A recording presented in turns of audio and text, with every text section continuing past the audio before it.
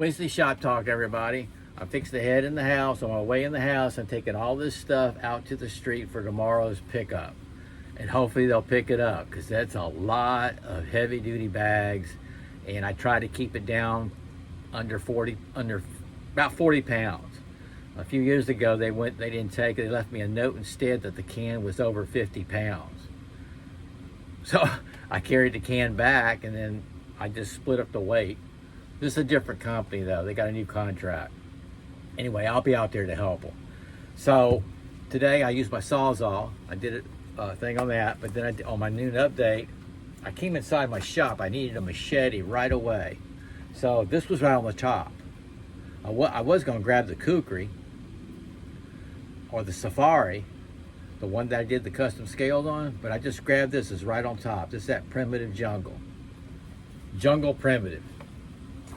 And you know, when I look at it, yes, it worked well. I had a subscriber already asked me on that video, the short video update. He asked if that saw works. Yes, it did. I actually used it today. I would have videoed it, but I was trying to get the stuff done. You know what I mean?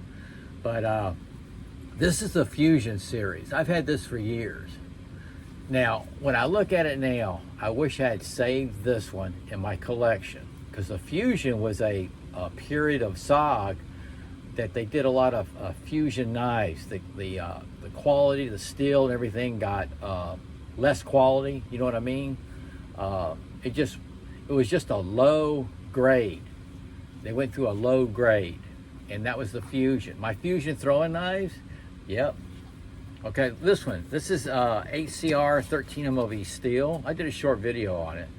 Hardened black finish, clip point, partial serrated, saw back, craton handle. Okay, worked out great, and I threw it today because I had it out here. I used to call this Wicked Wednesday. I was going to go inside and do my traditional Kempo 1 knife, which I've already worked out with that one too. I have a lot of knives I throw. I just do a couple of videos. I thought I'd do this one because I used it. Okay, now to get to the sheath. I thought it was going to be a total fail, guys, because I was using that raw leather again. And when I got it together today, before I worked on it, stained it, and did everything I had to, sand it, whatever. It looked like a damn craft kit in the hobby shop. I was so ashamed. I was thinking not to show you, but I will show y'all when I screw up. I've done it before, like my honey badger folding knife. I'm still gonna do that one day. I messed up twice on that thing and I gave up. Well, I didn't give up. I'm gonna do it again. So here it is.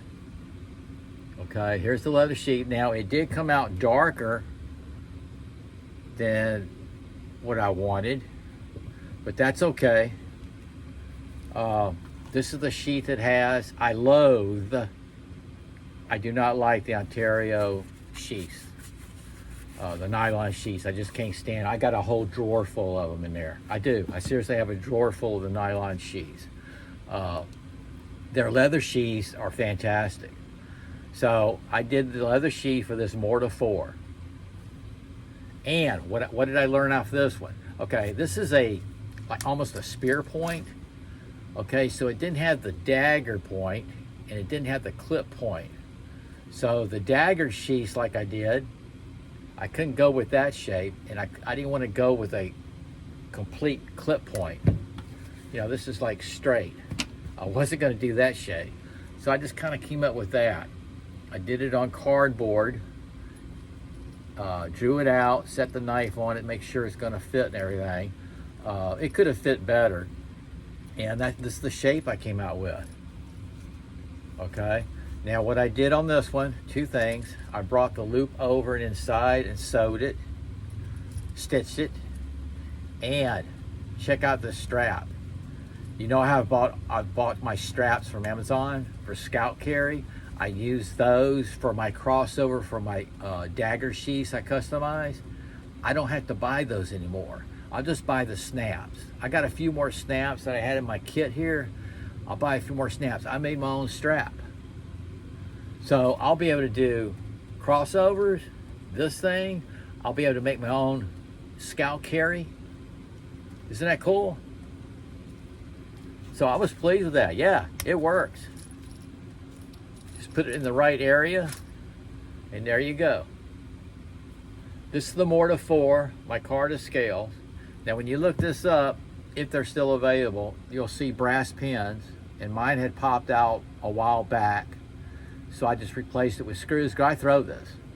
Okay, now this one here was a special run of 1095 high carbon steel. You won't see that anymore. I should have kept this in the collection drawer. And brass pins, this is micarta. Isn't that cool? So what they have now, what they have is the 420, I believe it is, high carbon steel. 420 high carbon steel. It comes in G10 or micarta scales like this, okay? But this was a short run, and I double checked. I went back on where I purchased it, and I'm not mentioning it because I don't want to put them on the line, but I did get their last one. They had the 1095 high carbon steel. And there's one video out where a guy, in fact, I watched his videos, the reason why I hunted this one down. He had the 1095 high carbon steel.